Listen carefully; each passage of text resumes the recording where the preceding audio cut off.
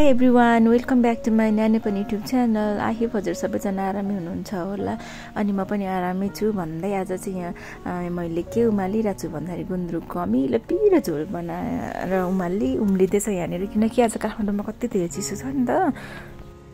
आज चाहिँ यहाँ काठमाडौँमा कस्तो चिसो छ क्या, रातिदेखिको पानी पर्यो अनि त्यही भएर एकदमै चिसो भएर चाहिँ अनि यो चिसो मौसममा चाहिँ तातो तातो गुन्द्रुकको झोल र भात खानु मन लागेर म चाहिँ यहाँ गुन्द्रुक पकाउँदैछु। ओके गुन्द्रुक पकाउनको लागि चाहिँ मैले यहाँ गुन्द्रुक चाहिँ अघि नै थोरै तातो पानी भिजाएर राखिसकेको छु अनि प्याज काटेँ, टमाटर पनि रेडी बनाइरहेको छु अनि यहाँ तेल ढालेर ततिर पनि मैले थोरै जिरा फुराएँ अनि जिरा फुराएपछि त्यसपछि एकछिनपछि प्याज हालेँ अनि प्याजलाई पनि एकछिन राम्ररी चलाउँदैछु। अप्ठ्यारो भइरहेछ मलाई किनकि मैले मोबाइलले भिडियो खिचिरहेको छु नि त एउटा हातले, अनि एउटा हातले मोबाइल समाउने अर्को हातले पकाउने, मलाई गाह्रो चाहिँ भइरहेको छ।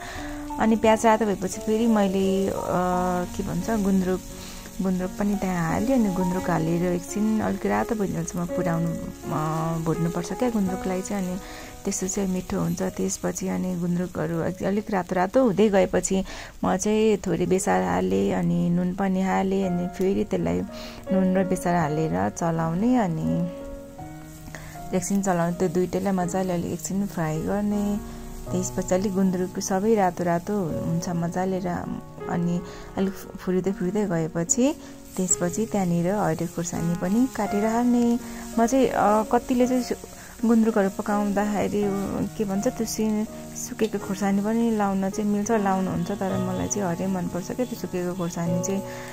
फेरि मासु पिरो बनाउनको लागि दलिराख्नुपर्छ नि त, अनि सुकेको हरियो खुर्सानी चाहिँ काटेर हाल्दाखेरि यत्तिकै त काटेको हुन्छ अनि यत्तिकै गर्नै पर्दैन क्या, आफै पिरो भइहाल्छ यसमा पाक्दै जाँदा। त्यसपछि टमाटर पनि हालेँ, खुर्सानी हालिसके पछाडि अनि अब टमाटर हालेपछि चाहिँ अलिक मजाले एकछिन चलाउने अनि अब चाहिँ म यहाँ गुन्द्रुकमा थोरै मैले मैदाको पिठो पनि हाल्छु, मलाई चाहिँ मनपर्छ क्या, किनकि मैदाको पिठोले गुन्द्रुक पनि सफ्ट बनाउँछ अनि झोल पनि अलिक बाक्लो हुन्छ क्या, त्यही भएर म मैदाको पिठो हालेँ अनि पानी थोरै हालेर अब एकछिन छोपेर राख्छु 5 मिनट जति।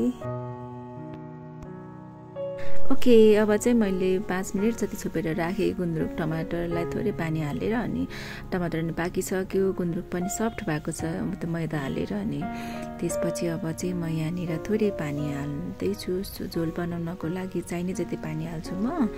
अनि त्यसपछि एकछिन उम्लिनको लागि छोपेर राख्दा नि हुन्छ, यत्तिकै नछोपी उम्लिन दिँदा नि हुन्छ, तर म चाहिँ छोपेर उमाल्छु किनकि छिटो उम्लिन्छ नि त, छिटो मजाले पाक्छ भनेर केही बेर अब उम्लिन दिन्छु म अनि त्यसपछि रेडी हुन्छ। वाउ हेर्नुहोस् त कस्तो राम्रो भएको छ गुन्द्रुक र झोल। वाउ अब म चाहिँ खाना खानुको लागि रेडी हुन्छु, गुन्द्रुक र भात।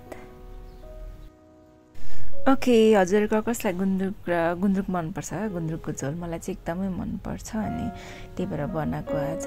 ओके मन पराउनु हुने जतिले कमेन्ट गर्नुहोस् है त।